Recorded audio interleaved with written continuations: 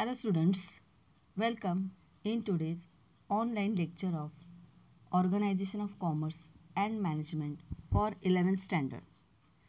Dear students, now I am very much sure that you are well aware about the types of retailers. See, these retailers we have classified into itinerant retailers and fixed shop retailers. Now you are knowing the types of itinerant retailers, which includes hawkers, peddlers, street traders, cheap jacks, market traders, and these retailers are moving from one place to another place. They do not have fixed place of doing their business, so they are called as itinerant retailer. See, another type is of fixed shop retailers. The name itself indicating that these retailers are having their own fixed place of doing the business. They do not move from one place to another place. So they are called as fixed shop retailers. Now these fixed shop retailers again we have classified into small scale fixed shop retailers and large scale fixed shop retailers. In our earlier lecture we have already discussed about the small scale fixed shop retailers. It includes general stores, second hand goods shop, authorized dealers and specialty shop. Now you know that general stores are very common stores which are situated near the residential area, and general stores retailers sells the goods which are required by people for their day-to-day needs like food grains, soaps, stationery, medicine, oils, toffee, biscuit, plastic goods, etc. Okay. So this is about the first type, that is general store. The second hand goods shop retailers means these retailer purchase and sells used goods, means the such goods which are already used by consumers. They deal in books, furniture, TV set, clothes, car, etc. After repairing that product and they put that product in a good working condition so that they can again sold it to the consumer. So it is called as second hand goods shop retailers. Okay. And the third type is of authorized dealers. These retailers have authorized dealership of particular manufacturer goods. They deal in goods like TV set, washing machine, automobiles, music system, etc. So these authorized dealers gets the commission from the manufacturer. And the last is the specialty shop. These retailers deal in particular line of goods. They keep a wide variety of same product. For example, a toy shop may keep only toys of different types. Okay. So these retailers are dealing in only one type of product like a toy shop, watch shop. Okay. Then leather goods shop means you will get only that product in that shop. Variety of that product you will get there easily. जे विद्यार्थी मित्रांनो fix shop retail म्हणजे काय, स्थिर किरकोळ व्यापारी. स्थिर किरकोळ व्यापारी जे आहेत त्याचे आपण दोन टाईप केलेले आहेत. एक म्हणजे small scale fix shop retailer आणि दुसरा आहे large scale fix shop retailer. Small scale म्हणजे काय, तर असे व्यापारी की जे लहान प्रमाणावरती व्यवसाय करतात. आता लहान प्रमाणावरती व्यवसाय करतात याचा अर्थ असा आहे की त्यांनी व्यवसायामध्ये कमी भांडवल गुंतवलेलं आहे आणि त्यांचा एरिया जो आहे मार्केट एरिया व्यवसाय करण्याचा तो सुद्धा कंपॅरेटिव्हली लार्ज स्केलपेक्षा कमी असतो. म्हणून हे small scale fix shop retailers आहेत. त्याचे आपण उदाहरणं ऑलरेडी त्याच्यावरती चर्चा केली आहे. जसं जनरल स्टोअर आहेत. जनरल स्टोअर तुम्हाला माहीतच आहे. तुमच्या घराच्या जवळसुद्धा अनेक असे जनरल स्टोअर्स आहेत. म्हणजे तुम्ही जस्ट ऑब्झर्व करा, हे अशी दुकानं असतात की जिथं तुम्हाला दैनंदिन वापराच्या सर्व वस्तू तिथं इझिली मिळतात. अगदी bread, butter, biscuit, plastic good, pen, toffees, oil, काही प्रमाणात मेडिसिन, धान्य, साबणं, एवढे सगळ्या वस्तू तुम्हाला त्या जनरल स्टोअरमध्ये मिळतात. म्हणजे हे असं शॉप आहे की जिथं आपल्याला रोजच्या लागणाऱ्या वस्तू इझिली मिळतात. देन दुसरा टाईप आहे तो म्हणजे second hand goods shop. Second hand goods म्हणजे काय? सेकंड हँड गुड्स म्हणजे काय?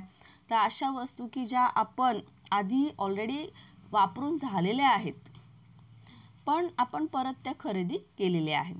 जसं अनेक वेळा आपण कार किंवा टू व्हीलर हे सेकंड हँड घेतो. ओके, स्कूटर वगैरे. म्हणजे हे असे व्यापारी असतात की जे या वस्तू एखाद्या ग्राहकाने विकलेल्या असतात त्या विकत घेतात ते आणि परत ते दुसऱ्या ग्राहकाला कमी किमतीमध्ये विकतात.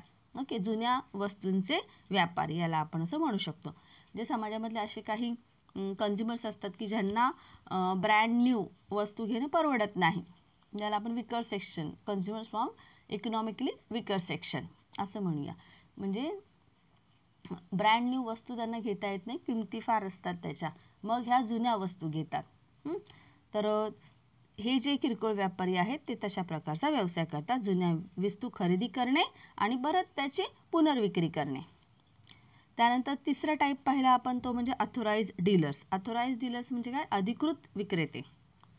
हे असे किरकोळ व्यापारी असतात की ज्यांना कंपनीकडनं लायसन मिळालेलं असतं, परमिट मिळालेलं असतं आणि हे किरकोळ व्यापारी फक्त त्या कंपनीच्याच वस्तू आपल्या दुकानामध्ये ते काय करतात? विकत असतात. म्हणून त्यांना अथोराइज डीलर्स मिळतात. आणि तशा प्रकारे काम केल्यामुळे या अथोराइज डीलर्सला कंपनीकडनं कमिशन मिळतं. आणि लास्ट टाईप पाहिला तो आपण स्पेशालिटी शॉप. स्पेशालिटी शॉप म्हणजे इथं फक्त एकाच प्रकारच्या वस्तू मिळतात. फॉर एक्झाम्पल तुम्ही पुस्तकांचं दुकान, तर त्या ठिकाणी त्या दुकानात जर तुम्ही गेला तर तुम्हाला फक्त पुस्तकं आणि पुस्तकंच मिळतील. तिथेच कुठेतरी कोपऱ्यामध्ये बिस्किट पण मिळतं आहे, धान्य पण मिळतं आहे, साबण पण मिळत आहेत, असं चित्र तुम्हाला तिथं दिसणार नाही. स्पेशालिटी शॉप म्हणजे काय? तर फक्त ते तशाच एकाच प्रकारची वस्तू ते विकतात, पण त्या वस्तूच्या अनेक व्हरायटी तुम्हाला तिथे पाहायला मिळतील. जसं घड्याळाचं दुकान आहे तर तिथे फक्त घड्याळच मिळतील, पण घड्याळांच्या सगळ्या व्हरायटी तुम्हाला मिळतील. अगदी भिंतीवरची घड्याळं, हातातली घड्याळं, त्यानंतर टेबलवरती ठेवण्यासाठीची घड्याळं, वेगवेगळ्या डिझाईनची घड्याळं. त्यानंतर आणखीन एक उदाहरण देईल ते म्हणजे खेळणीचं दुकान लहान मुलांच्या. तर तिथं तुम्हाला खेळणीचे सर्व प्रकार दिसून येतील, ट्रॅडिशनलपासून मॉडर्नपर्यंत. म्हणजे अशा प्रकारे ही स्पेशालिटी शॉप आहे. ओके, तर हे जे किरकोळ व्यापारी आहेत त्यांचा व्यवसाय हा कमी भांडवलामध्ये आणि लहान प्रमाणावर असतो, म्हणून यांना small scale fix shop retailer असे म्हणतात. Okay, so one side we have completed today about the fixed shop retailer. Now we are going to discuss the large scale fixed shop retailer. In that also departmental stores and supermarket shops we have already discussed. Departmental store mean such type of store where you will get all the daily use product under one roof. Okay, so such type of shops are called as a departmental store. And see, these large scale fixed shop retailers, they are doing the business on large scale and they invest the huge capital and selling variety of quality goods, so they are called as a large scale shop retailers. And in this departmental store you will find the different sections or compartments. Each compartment is related with some speciality of the goods, like food grains section, soap section, cosmetics section you will find there. So such type of different sections are there, and when the consumers enter in a departmental store, he will get all the variety of products in that section, and he does not require to visit more shop for purchasing the goods. Once he entered in the departmental store, he will get all the goods and commodities what he requires. So this is the convenience of departmental store to the consumers. Then the second type of large scale fixed shop retailers that we have discussed, that is supermarket stores. This supermarket store is a large retail organization which mainly sells wide variety of food and grocery items on the basis of self-service. So everyone is now familiar with the supermarket shop. I am sure you have visited the supermarket shop. There you find that at the entry of that shop you get the basket or a trolley, and consumer is required to take that basket and trolley, and then he enters in the supermarket shop. According to his choice, he has to pick up all the product or items what he like, and then he put that product in that trolley or in a basket. Okay, no salesman is there in the supermarket shop.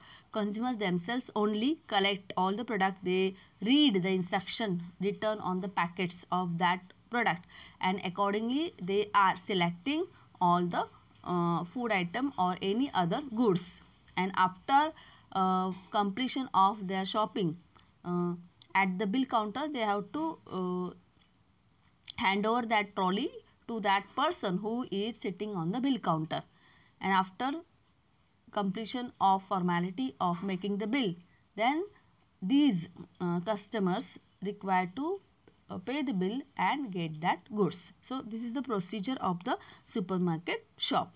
Okay, now the next is the chain store that we are going to discuss in detail now.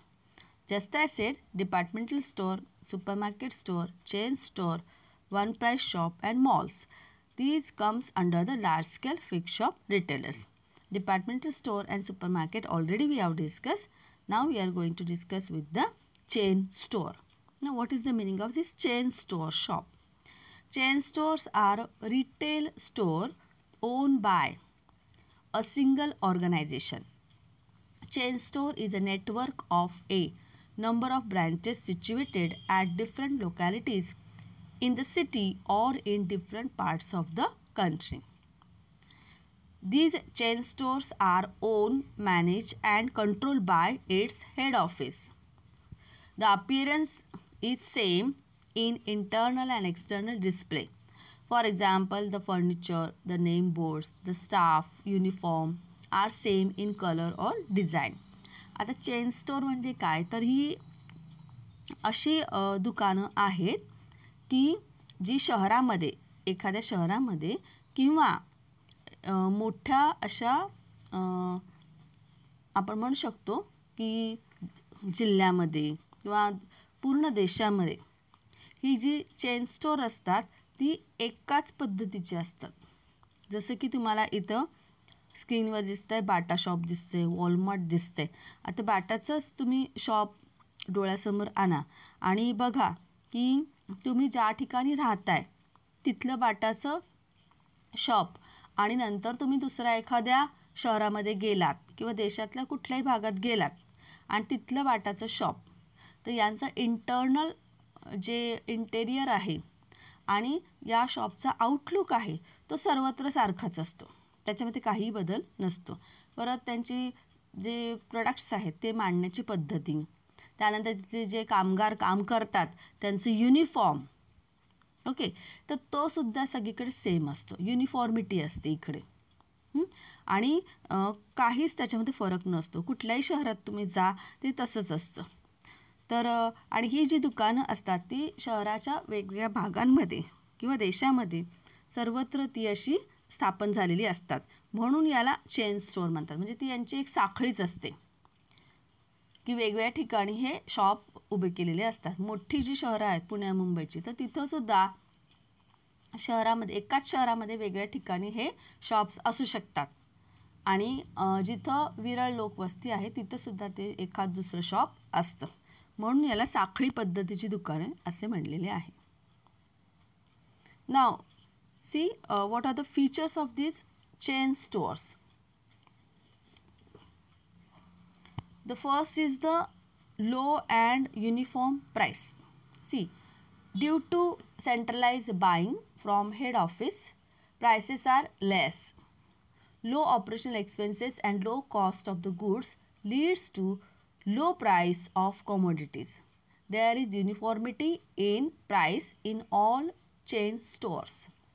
आता हे जे chain store असतात ते काय करतात की जे manufacturers आहेत त्यांच्याकडनं डायरेक्टली पर्चेसिंग करतात आणि ते बल्क पर्चेसेस असल्यामुळे मुळातच त्यांना या जे गुड्स असतात ते ओरिजिनल प्राइसेसमध्ये मिळतात आणि त्यामुळे हे जे चेन स्टोअर्स आहेत ते आपल्या ग्राहकांना कमी किमतीमध्ये वस्तू उपलब्ध करून देऊ शकतात. की फॉर एक्झाम्पल आपण बाटा शॉपचं घेऊया. जी बाटा शॉप जे आहे ते बाटा शूज कंपनीने बनवलेलेच फुटवेअर विकतात. त्यामध्ये त्यांच्याच कंपनीचं प्रोडक्ट असतं ते आणि त्यांच्याच कंपनीचं हे चेन स्टोअर असतं. त्यामुळे तिथे कुठेही प्राईस इन्क्रीज व्हायचा प्रश्न नसतो. ओके. आणि अशा पद्धतीने कमी किमतीमध्ये आपल्या ग्राहकांना ते वस्तू ऑफर करू शकतात. नाव the second is uniformity. Every chain store has the same style of external and internal layouts with the same interiors, color, display, etc. Hence the customer can easily identify the chain store. आता हे याचं खूप महत्त्वाचं feature आहे uniformity. Uniformity म्हणजे काय? हे जे चेन स्टोअर आहेत ते तुम्ही देशातल्या किंवा तुमच्या शहरातल्या कुठल्याही भागातलं एखादं चेन स्टोअर घ्या आणि त्याचं इंटर्नल आणि एक्सटर्नल ॲपिअरन्स आहे ते सगळीकडे सेम असतं. म्हणजे त्याची internal designing, way of arranging the goods, then the outer look of the shop, the style in a style the name is return. Okay. Then colour is use, then all the customers they are uniform. Okay, so all these things are same everywhere. So uniformity is there in a chain store. म्हणजे chain स्टोअरच्या बाबतीत आपण म्हणू शकतो की हे असं दुकान आहे की जिथं तुम्हाला शहरातल्या कुठल्याही भागात जा, देशातल्या कुठल्याही भागात हे तुम्ही या शॉपला व्हिजिट करा, ते सगळीकडे सारखेच दिसतात. त्यामुळे ग्राहकांनासुद्धा हे दुकान ओळखणं हे अगदी सोप्या पद्धतीने ते त्यांना ओळखता येतं. इवन द इलिटरेट पर्सनसुद्धा त्याच्या दुकानाच्या अपिअरन्सवरनं सुद्धा ओळखू शकतं की हां हे बाटाचं शॉप आहे किंवा हे रेमंडचं शॉप आहे. ओके. तर अशा पद्धतीनं हे जी दुकानं आहेत ते सर्वत्र समान असतात त्याचं इंटर्नल अरेंजमेंट आणि आउटर लुकमध्ये. Now the third is limited range of goods. See, chain store sells a limited range of goods produced by a particular manufacturer.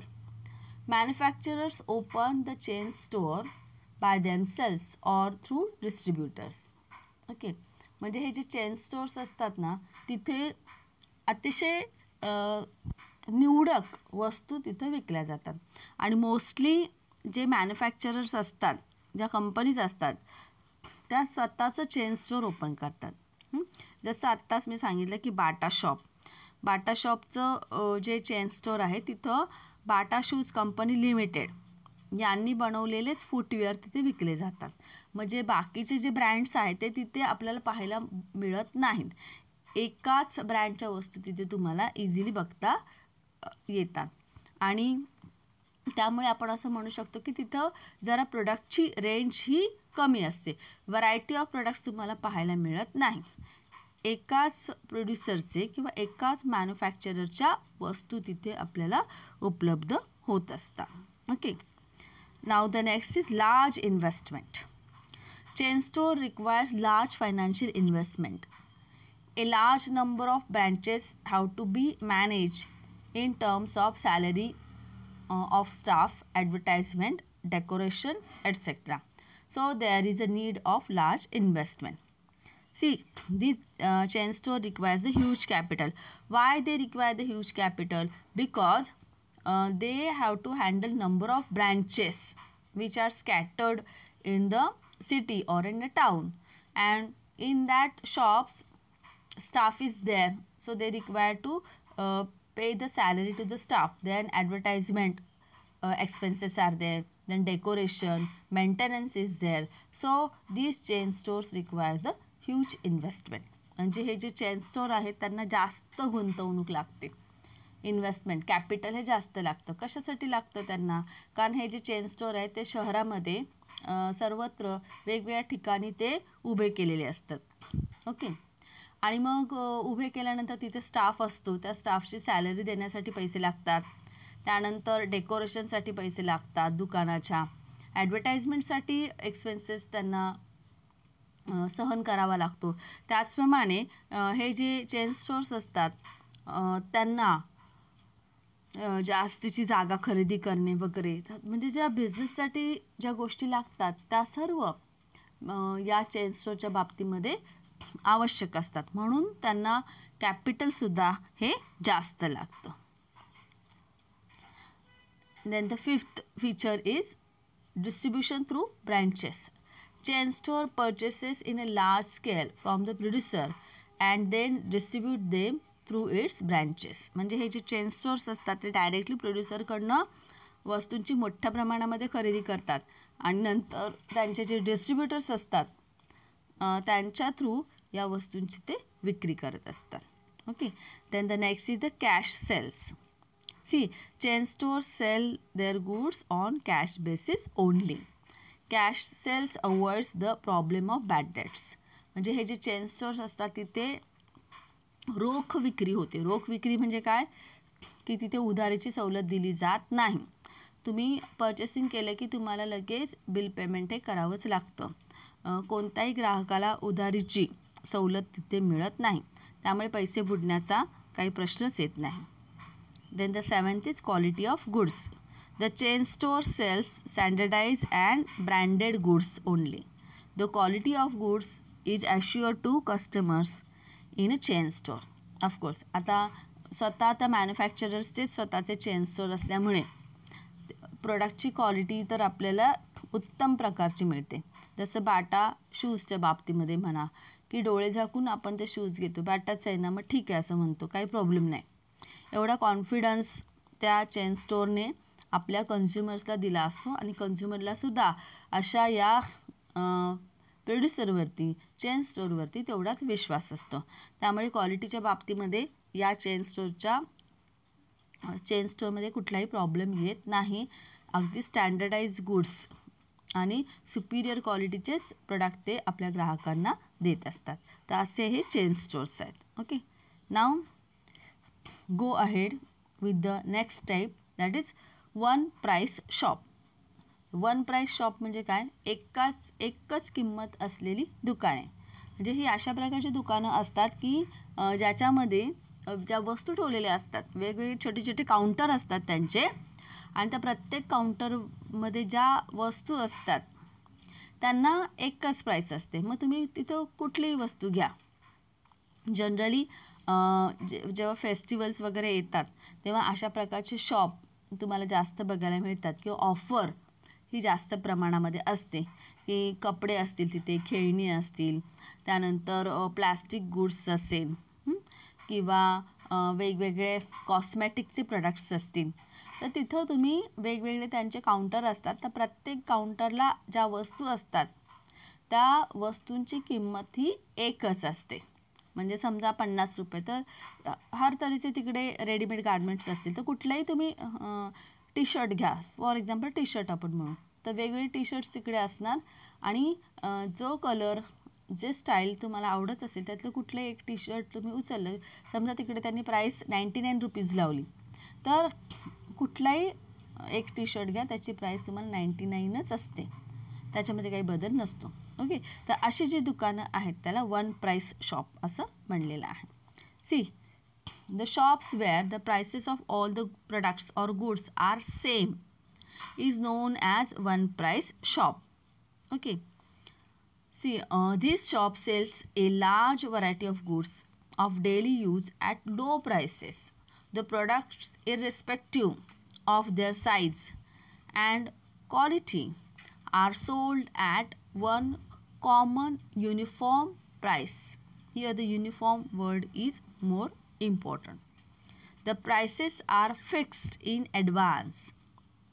Goods like gift articles, watches, shampoos, hair products, household articles, crockery, etc. are generally sold by the one price shop. Okay, and these shops selling goods for rupees 49 or 99 or rupees 199. म्हणजे इथं ज्या वस्तू विकल्या जातात त्यांच्या किमती अशाच असतात, 49, 99 किंवा 199. राऊंड फिगर ही नसते जनरली. किंवा कुठलीही वस्तू घ्या तुम्ही, 299, 399, 499 असे असतात. म्हणजे त्यांची ती स्पेशालिटी आहे. तर असे हे जे शॉप्स असतात त्याला वन प्राईस शॉप म्हणतात. जसं मी आत्ता उदाहरण दिलं तुम्हाला टी शर्टचं, तर तिथं टी शर्टचं काउंटर असेल तर तिकडे वेगवेगळ्या साईजचे टी शर्ट असतील, अगदी स्मॉल, मीडियम, एक्सेल, XXL असे. पण कुठलंही टी शर्ट तुम्ही उचला त्याची प्राईस ही सेम असते. Now we will see the features of one price shop. The first is uniform price. All the goods, whether big or small in size, are sold at one standard fixed price. There is no scope for bargaining. Uniform price म्हणजे समान किंमत. तुम्ही कुठल्याही आकाराची किंवा साईजची वस्तू घ्या, त्याची किंमत ही फिक्स असते. ओके. आणि तिथं बार्गेनिंगला काहीच जागा नसते. बार्गेनिंग म्हणजे आपण म्हणतो ना सौदेबाजी, की खूप वेळा तुम्ही पाहिलं असेल वस्तू खरेदी करताना विक्रेता आधी सांगतो की 200 रुपयाला आहे, आणि मग जो गिराईक असतो तो म्हणतो की नाही 150 रुपयाला देऊन टाका.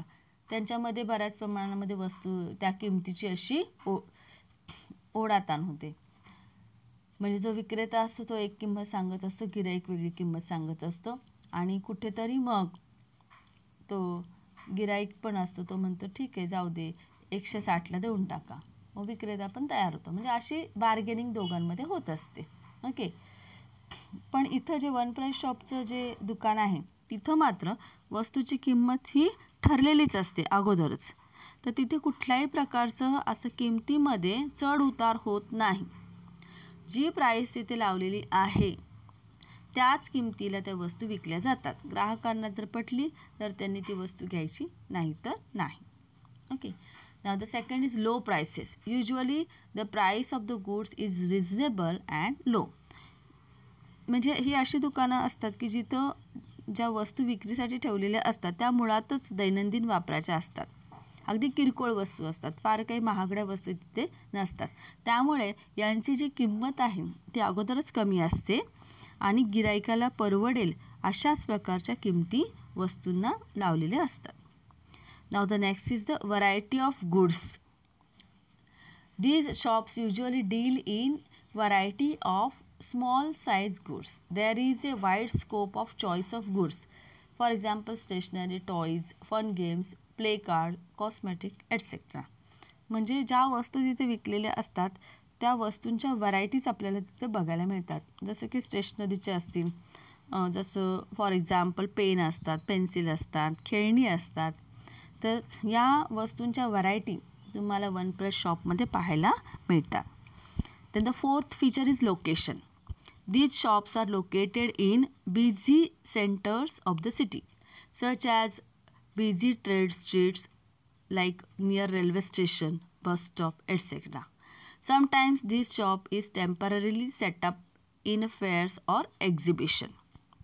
की ही दुकानं कुठे असतात जास्ती करून, तर बिझी एरियामध्ये असतात. आता बिझी एरिया म्हणजे कोणते, तर बस स्टॉपच्या जवळ किंवा रेल्वे स्टेशनच्या जवळ किंवा जिथं आपण चौक म्हणतो, 4 रस्ते एकत्र येतात आणि जिथं जास्त लोकांची वर्दळ असते अशा ठिकाणी हे वन प्राईस शॉप सेटअप केलेले असतात.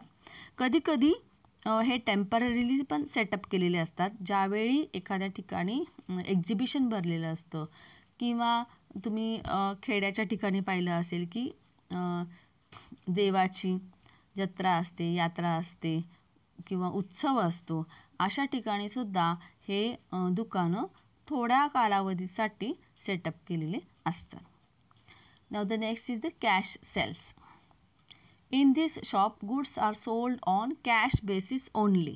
No credit facility is given to the customers.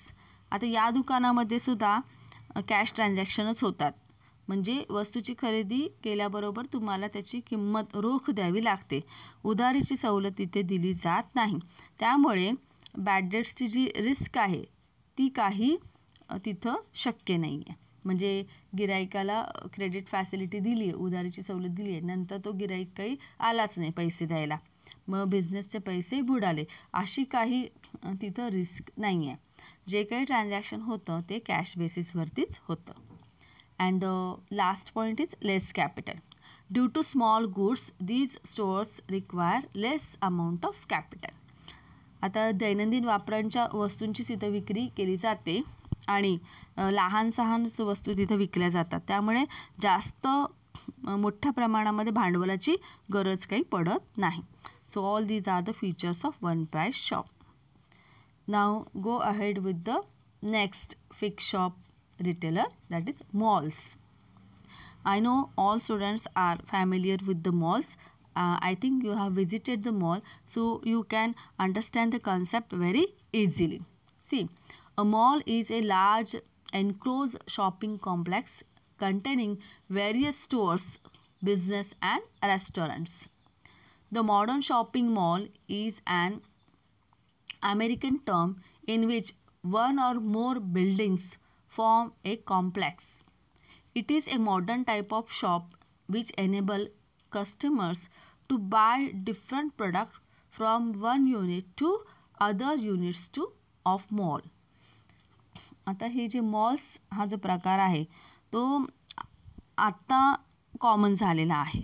Okay, म्हणजे ऑलमोस्ट सगळ्याच मोठ्या शहरांमध्ये मॉल तुम्हाला पाहायला मिळतील.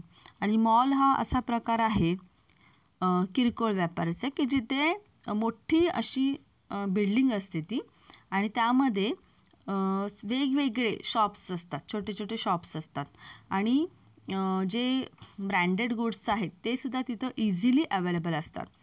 जे कन्झ्युमर्स आहेत त्यांना त्या मॉलच्या बिल्डिंगमध्ये एंट्री करायची असते आणि वेगवेगळ्या युनिट्समध्ये जाऊन म्हणजेच शॉपमध्ये जाऊन ते हर तऱ्हेच्या वस्तू ते पाहू शकतात. मोस्टली ॲज अ स्टुडंट तुम्ही पण मॉलला व्हिजिट केलेली असेल आणि ते मॉल एवढे मोठे असतात की सहज नुसतं पाहण्यासाठी सुद्धा आपले 2-3 तास सहज जातात. तर रोजच्या वापराच्या वस्तू तिथे इझिली मिळतात, ब्रँडेड प्रोडक्ट्स मिळतात आणि ते तेवढेच रिलायबल असतात. तिथं शॉपिंग करताना जे कस्टमर्स आहे त्यांना पण फॉर एन्जॉयमेंट मिळते, वेळही चांगला जातो त्यांचा. तिथे रेस्टॉरंट वगैरे पण असतात, त्यामुळे शॉपिंग करून करून थकल्यावर त्यांना फ्रेशसुद्धा होता येतं. तर ही आधुनिक कन्सेप्ट आहे. अमेरिकेमध्ये ती आधीच आली होती. आपल्याही देशामध्ये मोठ्या मोठ्या शहरांमध्ये आता अनेक मॉल्स झालेले आहेत, जसं की फोनिक्स मॉल आहे, इनऑर्बिट मॉल आहे. तर हे सगळे वेगवेगळ्या प्रकारचे मॉल आहेत की ज्यामुळे गिराईकांना किंवा कस्टमरला आता शॉपिंग करणं फार इझी झालेलं आहे आणि ते त्याची एन्जॉय करतात शॉपिंग मॉलमुळे. ओके, तिथे बऱ्याच फॅसिलिटी असतात. तुम्हाला तिथे स्टेअरकेस असं चढावं लागत नाही, फिरते स्टेअरकेस असतात तिथं, त्यामुळे तोही त्रास गिराईकांचा वाचतो. किंवा लिफ्ट वगैरे पण असते, सगळं तिथे सुविधा उपलब्ध असतात. त्यामुळे हा एक नवीन प्रकार आहे ज्याच्यामध्ये शॉपिंग करणं हे आनंददायी झालेलं आहे.